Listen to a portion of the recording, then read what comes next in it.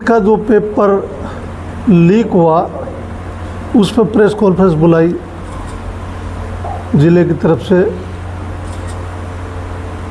Paper तो NEET का पहले भी छूट टाइप पे छोटे लेवल पे कांग्रेस टाइम में भी होता रहा है लीक, पर बल्क में पहली बार देखने को मिला। और बल्क में भी इतना हुआ कि सारी जो मर्यादाएं थी वो लांग गए, सरेआम बोलियां लगी। और कोचिंग सेंटर जितने भी हैं, चाहे वो कोटा है, चाहे सिक्कर है, चाहे वो तमिलनाडु के हैं, चाहे वो बिहार के हैं, चाहे दूसरे दिल्ली के भी हैं, एलन में है, दूसरे जो इंस्टीट्यूट हैं, उनमें सरेआम बोलियां लग के पेपर बिके। ये बड़ा गंभीर विषय है। और जब ये मामला ज़्यादा बल्क में आया तो ये पेपर कैंसिल हुआ। एक माँ बाप जब बच्चे को नीट की तैयारी करवाती है, मेरे भी 2 बिटिया डॉक्टर हैं, बेटे की मैं नीट की तैयारी करवाई, तो मुझे पता है कि लगभग 4 साल से तैयारियां शुरू हो जाती। जब बच्चा 9वीं में होता उसी समय तैयारियां शुरू हो जाती है और लाखों रुपए लगते हैं। और लाखों रुपए देख के भी जाए, बच्चे की जो 1 साल तो बच्चा अपने रूम में ही सिमट के रह जाता है। और जब उसको जब पेपर दे के जब वो निकलता है, तो जब उसको पता चलता है कि पेपर तो पहले आउट हो गया था, लीक हो गया था, और जिन पैसे वाले जो थे वो अपना पैसे में 10 लाख, 20 लाख, 2 लाख, 5 लाख में पेपर उनको एक दिन पहले मिल गया था, तो उस समय उसके बच्चे को अपने माँ बाप के प्रति करना कि मेरा बाप, मेरी माँ, मेरे पेरेंट्स क्या 5-7 लाख रुपए मेरे लिए नहीं खर्च कर सकते थे, वो इसमें इन्फेरिटी कम्प्लेक्स है। और दोबारा सरकार ने कहा भी दोबारा पेपर करवाएंगे, तो इतना मेंटली फिजिकली प्रेशर रहता है। आपने देखा जब पेपर होता है तो उसमें भी महीना पहले एक स्पेशल क्लासें लगती है, स्पेशल कोर्स होता है, उसमें भी रात दिन ये हालत होती है। बच्चा 20-20 घंटे बच्चा रिवाइज करता है, 20-20 घंटे की बात कर रहा हूँ मैं। और जब बच्चे को ये पता चले कि दोबारा फिर देना मैंने 2 महीने बाद, तो पूरे देश में जो मीडिया वाले वो तो 6-7 की बात करते हैं, पर 30 के बच्चे के लगभग अब इस वक्त सुसाइड कर चुके। उस माँ बाप से पूछो जिसके बच्चे ने सरकार की जो गलत नीतियों की वजह से जो बच्चे सुसाइड कर गए, वो उसके माँ बाप से पूछो कि उस माँ बाप पे क्या बीतेगी। आजकल सभी के 1 या 2 बच्चे, ज़्यादा बच्चे तो होते नहीं। आज ये तो ज़माना गया जब 5-5, 4-4, 6-6 बच्चे होते थे। आजकल किसी के 1 बच्चा, किसी को 2 बच्चा, और वो ही मर जाए, सुसाइड कर जाए सरकार की गलत नीतियों की वजह से।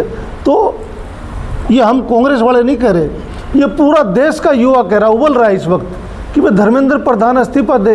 अब समझ में ये नहीं आती कि भाई भाजपा जो अच्छा सुशासन की बात करती है, जब सरेआम उनका एक धर्मेंद्र प्रधान जो शिक्षा मंत्री था वो इसमें असफल रहा परीक्षा करवाने में भी, और सरकार वाह लूट रही है। देखो जी हमने तो एयरफोर्स के हेलीकॉप्टर भेज के पेपर भेजे हैं, देखो जी हमने तो बड़ी CRP लगा दी, हमने BSF लगा दी। ये वाह लूटने की बजाय जो करोड़ों युवा इस वक्त उबल रहे हैं, उनकी बात मान के अगर धर्मेंद्र प्रधान को इस्तीफा दिलवा देते तो अच्छा होता।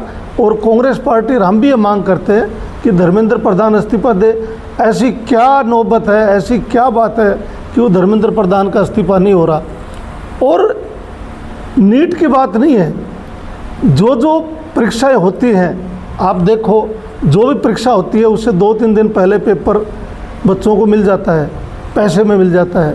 और फिर सरकार कहती है कि भाई हम तो बिना खर्ची, बिना पर्ची, चाहे वो हरियाणा हो, चाहे वो दूसरे जहाँ इनकी स्टेट है, वहाँ बिना खर्ची, बिना पर्ची की बात करते हैं। और ख़ासकर मैं हरियाणा की बात करूँ, ग्रुप D में तो कुछ बच्चे इन्होंने छांट के भाई उस गांव में देखो भाई ऐसा कोई जात हो, कोई बावरिया है, कोई दूसरी कास्ट है छोटी मोटी, जिनका वो बच्चा ढूंढ के, कोई कुमारों का बच्चा गरीब ढूंढ के 10-20 हर ज़िले में।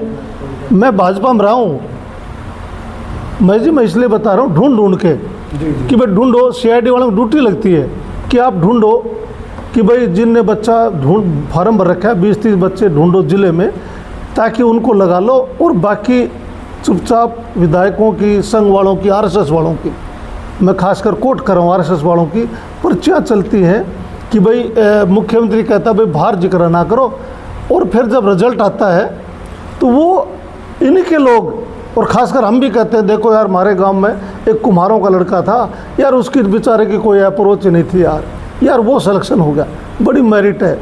ये मेरिट के ढकोसले हैं। आप दूसरी पोस्ट देखो जो और लगी, उनमें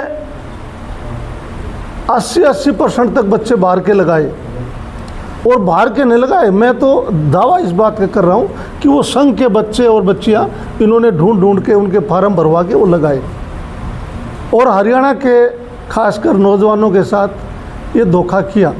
और ख़ासकर जो आज यूनिवर्सिटियाँ हैं, सरकारी भी प्राइवेट भी, उनमें जो भी सिलेक्शन आज है वो संघ के पदाधिकारी चुपचाप इन्होंने लगा रखे हैं। मैं आपके माध्यम से पूछना चाहता हूँ वो किस कैपेसिटी से वो सिलेक्शन उनकी यस किस कैपेसिटी से होती है, वो भी कृपा वो हमें बताएं।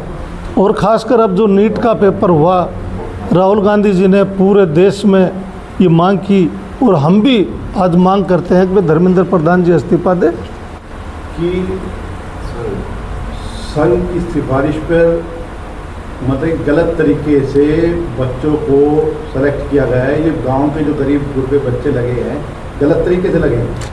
मैं फिर बता रहा हूँ, वो गांव के बच्चे गलत नहीं लगे, आपने कहा ना ढूंढ के, मैं कह रहा ढूंढ के कुछ बच्चे ऐसे लगाए हर जिले में 10-10, 20-20, और बाकी सिफारिशों से लगे। नाकाबिल थे क्या वो नाकाबिल नहीं थे। मैंने कहा ढूंढ के कुछ बच्चे ऐसे लगाए, अब भाई इनको लगा लो, और फिर वो खुद ही प्रचार इस बात का कर रहे हैं। मेरिट में नहीं थे वो मेरिट पे थे नहीं, तो वो तो ये बताएंगे ना।